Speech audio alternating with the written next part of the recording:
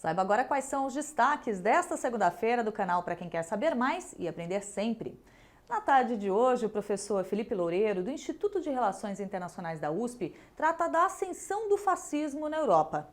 Esta é a aula de hoje do curso História das Relações Internacionais. Bom, mas aí vem uma questão. Como distinguir fascismo ou movimentos e regimes fascistas de uma direita, em particular de uma direita autoritária, que fecha um parlamento, que impede a população de votar, que impõe censura, censura a arte, censura a mídia em geral? Como distinguir esses regimes autoritários? E lembrem que o período entre guerras, não só na Europa, mas em várias partes do mundo, ele foi marcado por uma crise gigantesca do liberalismo. Não só do liberalismo econômico pós-crise de 29, o liberalismo político. Em vários países da Europa surgem regimes autoritários. Na Europa Oriental, Polônia, Bulgária, Grécia, Iugoslávia, você tem regimes, Portugal, Espanha. As democracias morrem, sistemas parlamentares, sistemas pluripartidários morrem ou enfraquecem-se enormemente. Como a gente distingue esses regimes autoritários ou baseados numa direita autoritária e o que estou chamando aqui, eu não, um conjunto de autores caracteriza como movimento fascista, como regimes fascistas? A aula começa às 1h30 da tarde. Quem desempenha funções públicas precisa prestar contas, em um sentido mais amplo, das decisões que toma.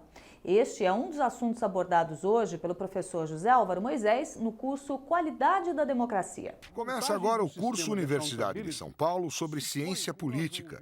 Na aula de hoje, o professor José Álvaro Moisés explica o termo accountability.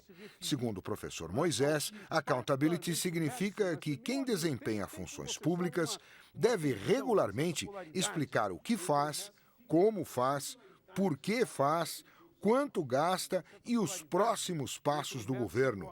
Não é, portanto, prestação de contas em sentido contábil ou quantitativo, mas autoavaliação dos feitos. Bom, nós vamos entrar hoje naquela sequência de definição de conceitos que eu propus para vocês no início, né, como parte da nossa reflexão, que, na verdade, mescla a discussão, em alguns casos, mais formal de conceitos com os textos, né?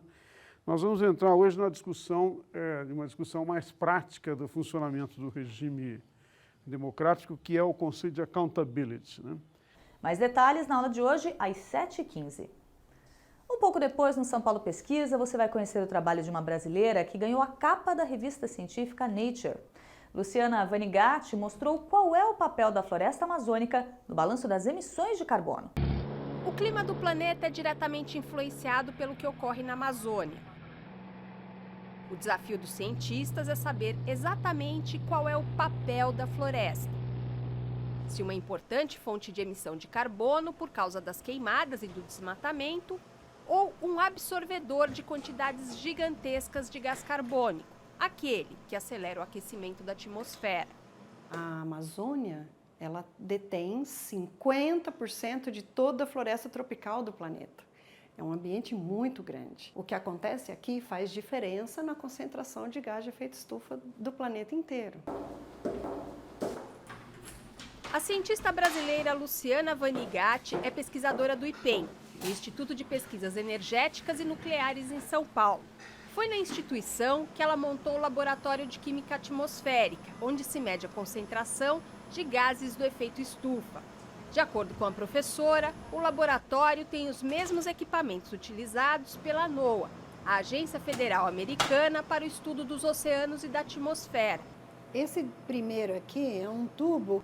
Aqui tem uma quantidade específica de ar que vai ser analisada. Foi na NOAA que a cientista realizou um de seus 2 pós-doutorados. E aqui dentro dessa caixinha tem um detetor de captura eletrônica que analisa o N2O, o óxido de nitrogênio. Foi com esse equipamento que seu trabalho chegou a um resultado inédito e inesperado.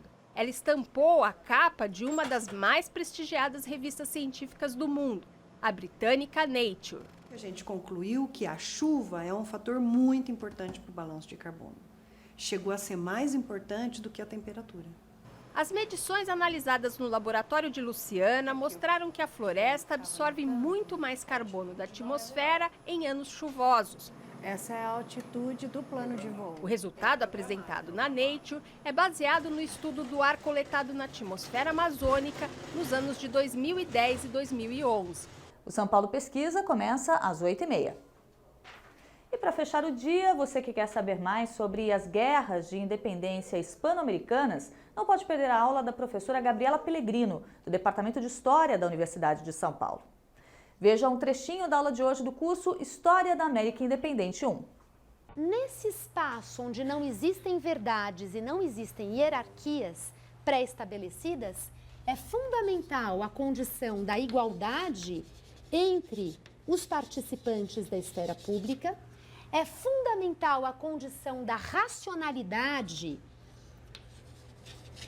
e essa racionalidade era entendida como algo que dependia da ilustração do indivíduo. Um indivíduo que não fosse educado, que não soubesse ler, não era entendido como alguém capaz de participar dessa esfera.